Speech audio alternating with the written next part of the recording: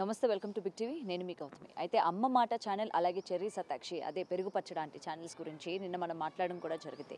ఈ నేపథ్యంలోని అటు అమ్మ మాట ఛానల్ వాళ్ళు మేము ఎటువంటి మోసం కూడా చేయలేదు, మా వల్ల ఎవరు కూడా మోసపోలేదు అని ఒక క్లారిఫికేషన్ ఇస్తూ వీడియో చేయడం కూడా జరిగింది. మరి వీడియో చేసిన వెంటనే ఎందుకు డిలీట్ చేసేశారు, ఎటువంటి మోసం మీరు చేయకపోయి ఉండుంటే వీడియో అన్నది ఉంచాలి కదా అని చెప్పి ఈరోజు ఆమెను ఫాలో అవుతున్న చాలామంది కమెంట్స్ రూపంగా కూడా అడగడం జరిగింది. అండ్ నిన్న మేము చేసిన వీడియో కింద కూడా చాలామంది ఆమె బాధితులు ఉన్నారు అని చెప్పి కూడా మాకు కూడా న్యాయం చేయండి అని చెప్పి కూడా కొంతమంది మాట్లాడడం కూడా జరిగింది.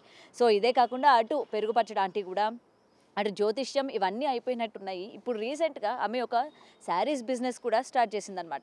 కేవలం అంటే నార్మల్ కాల్ అయితే అవ్వదు, వాట్సాప్ కాల్ అవుతుంది మాకు. అండ్ ఆ శారీస్ యొక్క కాస్ట్ కూడా ఏ స్థాయిలో ఉన్నాయో మనం ఇప్పటికే చూడొచ్చు. మరి వీటన్నిటి గురించి కూడా మాట్లాడితే మీరు మనతో పాటు సీనియర్ జర్నలిస్ట్ దుర్గా వడ్లంనేని గారు ఉన్నారు. మ్యామ్ నమస్తే. నేను ఆల్రెడీ మనం మాట్లాడాం. సో మన వీడియో కిందనే చాలామంది బాధితులు వచ్చి మేము బాధితులు అండి, మేము ఇంత నష్టపోయినాము, కొంతమంది లక్షల్లో చెప్తూ ఉన్నారు, కొంతమంది వేలల్లో చెప్తూ ఉన్నారు. నిజానికి అమ్మ మాట ఛానల్ వాళ్ళు మేము ఎటువంటి అన్యాయం చేయలేదు మా సబ్స్క్రైబర్స్కి అని చెప్తే ఆ వీడియోలు ఎందుకు డిలీట్ చేయాల్సి వచ్చింది? అండ్ అటు పెరుగు పచ్చడానికి మళ్ళీ కొత్త బిజినెస్తోని మళ్ళీ ప్రజల్ని మోసం చేయడానికి మళ్ళీ ముందుకు రావడం జరిగింది. సో ఏం చెప్తారు? మీరు అన్నట్టుగా నిన్న మనం మాట్లాడాక ఆ వీడియో గురించి కూడా మనం మాట్లాడాము. ఇవాళ వీడియో డిలీట్ చేసేసారు, అంటే నిన్ననే చేసేసారు. మీరు చెప్పినట్టుగా ఇవాళ ఇంచుమించు 600 కమెంట్స్ పైగా వచ్చాయి. అందులో కనీసం ఒక 90% పైగా మీరు చాలా బాగా అడిగారు, చాలా బాగా చెప్పారు, మేమందరం మాలో చాలామంది బాధితులు ఉన్నారు, ప్రతిరోజు వెళ్ళి షాపింగ్లు చేసి చీరలు ఎలా కొంటారు, మేము ఎలా కొనగలం అని అంటే వాళ్ళని అంటున్నారు అనమాట. ప్రతిదీ ప్రమోషన్సే. ఒక ఆవిడ మేము భీమవరం నుంచి వెళ్ళామండి ఆవిడ దగ్గరికి, మేము చీరల బిజినెస్ పెట్టుకున్నాము, మాకు కొంచెం ప్రమోషన్ చేసి పెట్టండి అంటే, మీరు నా స్థాయి మనుషులు కాదు, అంటే మీరు అంత ఇచ్చుకోలేరు, నేను చాలా ఎక్కువ తీసుకుంటాను అని ఆవిడ చెప్పారు. వాళ్ళే కమెంట్ చేశారు, మనం చెప్పలేదు ఇది. ఇంకొకళ్ళు మేము 50 లక్షల దాకా పెట్టుబడి పెట్టామండి, ఈవిడ మాట నమ్మి మేము మోసపోయాము, కేసు వేసినా కూడా మాకేమీ న్యాయం జరగలేదు, ఇలాంటి వాళ్ళని మీరు ప్రశ్నించండి అని వాళ్ళు అడుగుతున్నారు. అంటే ఇప్పుడు మనం చెప్పేది ఒకటేనండి, మీరు ఛానల్స్ పెట్టుకోవద్దు, లేకపోతే మీరు మాట్లాడే హక్కు లేదు, మనం అవేవి మాట్లాడటం లేదు. కానీ ప్రతిరోజు వెళ్ళి మనం చీరలు ఈ చీరలు కొనుక్కోండి, ఆ చీరలు కొనుక్కోండి, అక్కడ బాగున్నాయి, ఇక్కడ బాగున్నాయి, ఎన్ని కొంటారండి? మనమే కొనగలమా?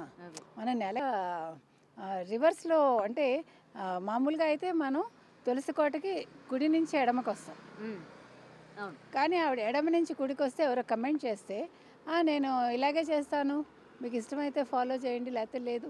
నేను అనేది ఏంటంటే, మీకు తెలియకపోతే తెలుసుకోండి. ఇప్పుడు మీరు ఎలా ఎదురవాళ్ళకి చెప్తున్నారో ఎదురవాళ్ళు కూడా మీరు తప్పు చేస్తే చెప్తారు, అది తెలుసుకోవాలి మీరు. మీకు అహంకారం అక్కర్లా. నెంబర్ 1. నెంబర్ 2, ఆవిడ దసరా టైంలో ఇత్తడి విగ్రహాలు పెట్టింది. ఆ ఇత్తడి విగ్రహాల మీద చాలామంది కమెంట్ చేశారు. ఇవాళ ఒక కమెంట్లో అది కూడా ఉంది. సారీ, అందులో ఏంటంటే ఆవిడ కొన్ని విగ్రహాలు వెనక్కి ఇచ్చేసింది. ఇప్పుడు మనం ఒకసారి పూజకో లేకపోతే ఒక దసరాలో మనం బొమ్మల కొలువ పెట్టాక ఆ విగ్రహాలు మనం కొట్లో వెనక్కిస్తామా? ఇచ్చాక అది వేరే వాళ్ళకి అమ్ముతారా? అది పద్ధత కాదు కదా. ఇప్పుడు మీకు చిన్న ఉదాహరణ చెప్తా. మొన్న మేము కారాలు శివం రోడ్లో కొనుక్కుంటాం, ఇది శంకర మఠం దగ్గర కొనుక్కుంటాం. ఒక ఆవిడ కారాలు తర్వాత ఇది ఆవపొడి అన్నీ వెనక్కి ఇచ్చేసింది.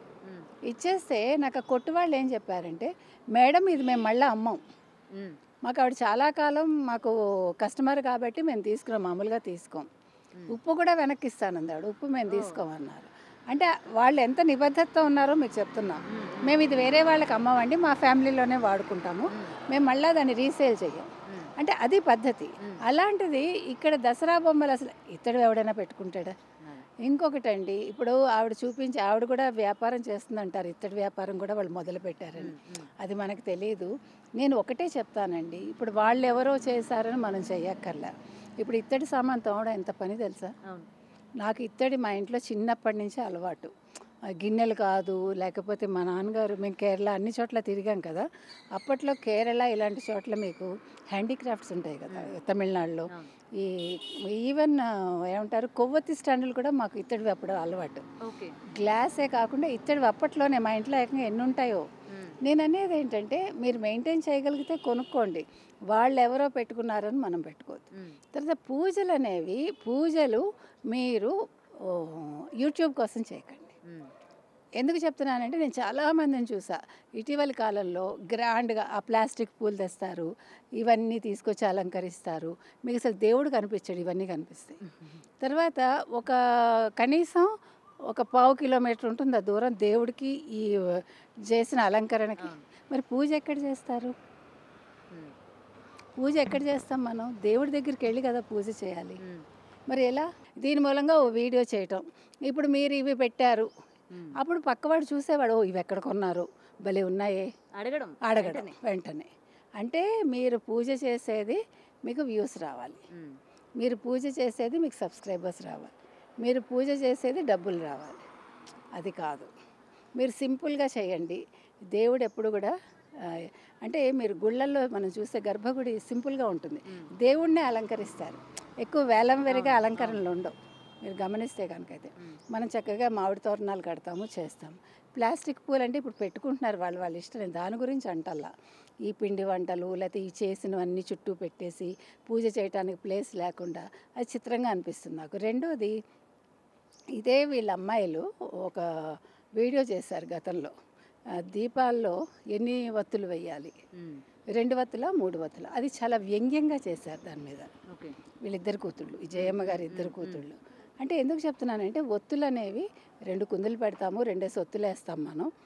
నూనె కూడా నువ్వుల నూనె వాడతాము, కొంతమంది నెయ్యి వాడతారు, డిపెండ్స్ అది.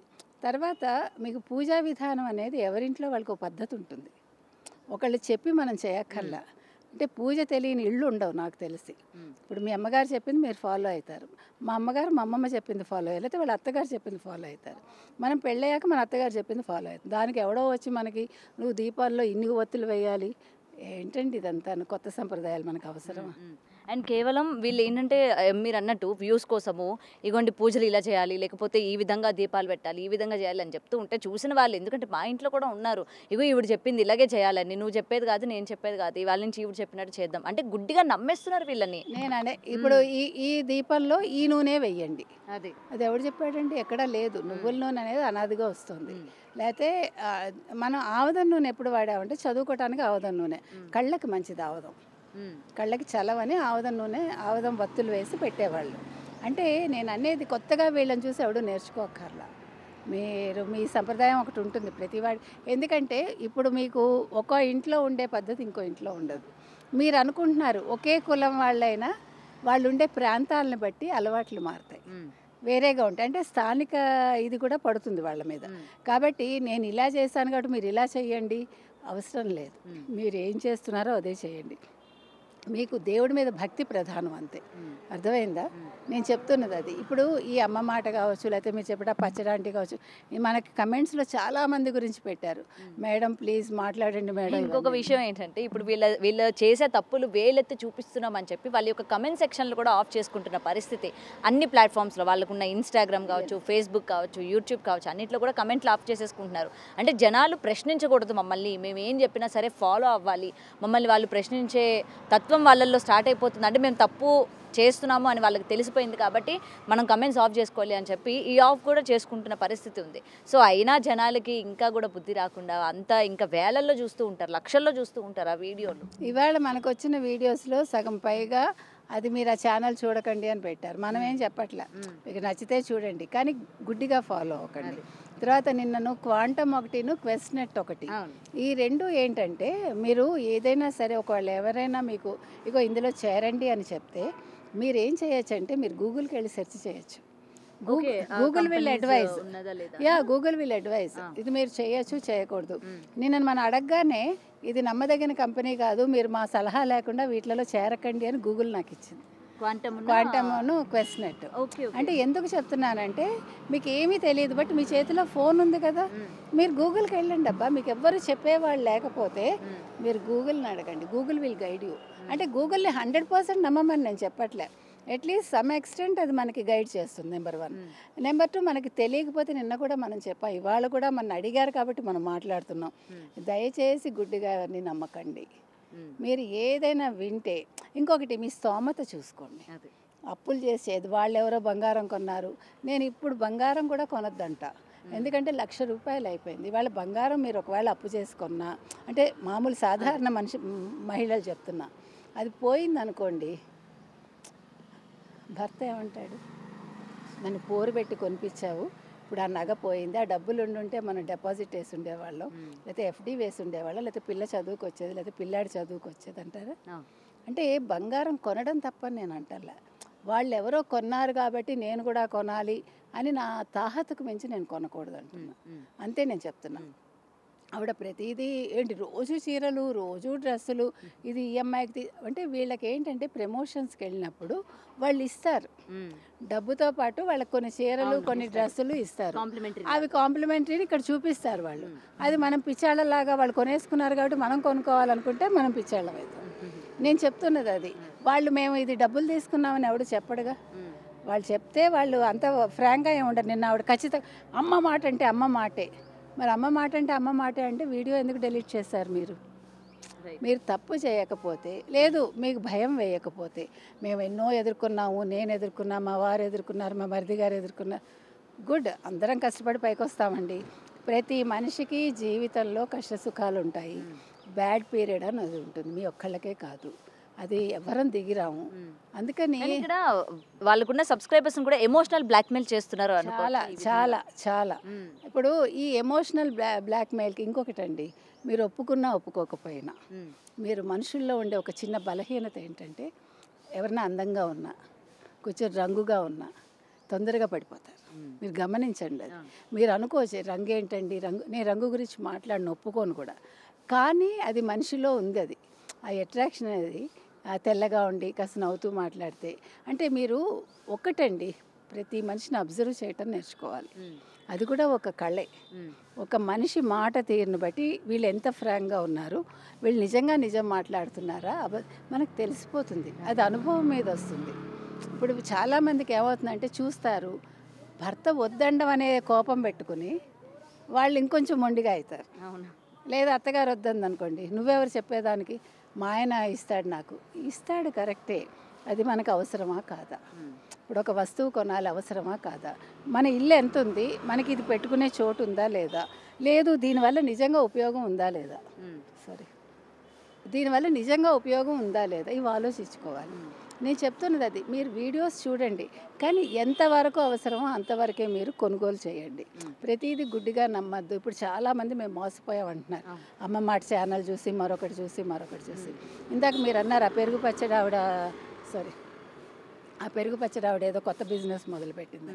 మీరు బిజినెస్లు చేసుకుంటూ మీరే మాకు దిక్కు, మాకు మీరే దేవుళ్ళు, మీ వల్లే అన్నం తింటున్నాం, వద్దండి. మీరు కోట్లు సంపాదించారు, మీ కోట్లలో ఎవరికైనా ఒక ఆవిడకు పెట్టింది కూడా. ఇప్పుడు ఈ అమ్మ మాట ఆవిడ కావచ్చు, పెరుగు పచ్చడి ఆవిడ కావచ్చు, ఇంకొకళ్ళు కావచ్చు, వీళ్ళు ఈ మొన్న మరి యుద్ధం జరిగింది ఆపరేషన్ సింధూరు, మీరు ఆర్మీకి ఏమైనా ఇచ్చారా? అలాంటి విషయాలు ఎందుకు మాట్లాడరు? ఓ పక్క అక్కడ యుద్ధం జరుగుతుంటే మీరు చీరలు ఎందుకు చూపిస్తారు, నగలు ఎందుకు చూపిస్తారు, బంగారం గురించి ఎందుకు మాట్లాడతారని అడుగుతున్నారు. కరెక్ట్ కదా? అప్పుడు మీరు దేశభక్తికి సంబంధించి మాట్లాడాలి. లేదు మీ పిల్లలకి కొంచెం నేర్పించండి, మీ పిల్లలకి ఇగో ఇలా జరిగింది ఈ యుద్ధం గురించి వివరించండి అంటే అలాంటివి చెప్పకుండా తెల్లారు లేచిన దగ్గర నుంచి ప్రయాణాలు చేసుకుంటూ తెల్లారు లేచిన దగ్గర నుంచి ఏమంటాం, ఒక్క బెడ్రూమ్ సీన్ తప్ప మిగతా అన్నీ చూపిస్తున్నారండి. మీరు ఏమైనా అనుకోండి, టూ మచ్ అయిపోయింది, అసలు భరించలేకపోతున్నాం. నైటీస్ వేసుకుని అన్నీ వేసుకుని, అంటే నైటీస్ వేసుకోకూడదని నేను అన్నాను, బట్ ఇప్పుడు ఏది ప్రైవేట్ చేయాలి, ఏది పబ్లిక్ చేయాలి అన్నది అది తెలుసుకోలేక కాదు, తెలిసే చేస్తున్నారు కొంతమంది క్యాజువల్గా చేస్తున్నారు. సో ఇవన్నీ కూడా గుర్తుంచుకుంటే బాగుంటుంది. ఏది ఏమైనా ఏ ఛానల్ వాళ్ళైనా మీరు యూట్యూబ్కి వచ్చేది డబ్బుల కోసం, అది ఒప్పుకోండి, కానీ డబ్బుల కోసం అని ప్రజల్ని మీరు మభ్యపెట్టద్దు, ప్రజల్ని మీరు మోసం చేయొద్దు, మళ్ళీ మీరు బుకాయించొద్దు. మేము చాలా గొప్పవాళ్ళం, నా మాట అంటే మాటే, నేను ఎవరి దగ్గర రూపాయి తీసుకోవాలి. మీరు ప్రమోషన్స్ చేసుకోండి, ఆ ప్రమోషన్స్ వల్ల పక్క వాళ్ళు మోసపోకుండా మీరు చూడండి. Thank you.